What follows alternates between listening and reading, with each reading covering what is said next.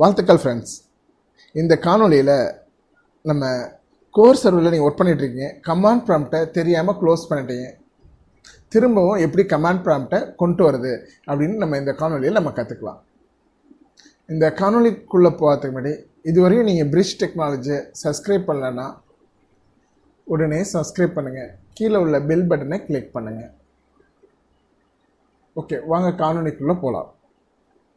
இப்போ நீங்கள் கோர் சர்வரில் ஃபார் எக்ஸாம்பிளாக Sconfig டூல் யூஸ் பண்ணிகிட்ருக்கீங்க, தெரியாதனமாக டோட்டலாக Sconfig டூலை க்ளோஸ் பண்ணிட்டீங்க, கமாண்ட் ப்ராம்ப்டை க்ளோஸ் பண்ணிட்டீங்க.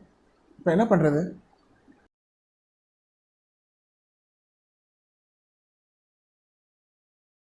சிம்பிள், Ctrl+Alt+Delete ப்ரெஸ் பண்ணுங்கள். டாஸ்க் மேனேஜர் போகும்.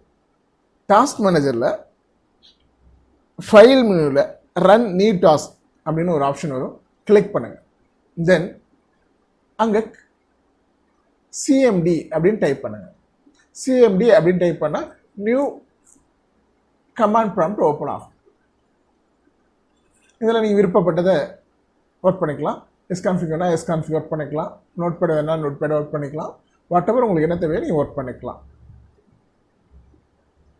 நன்றி, வாழ்த்துக்கள்.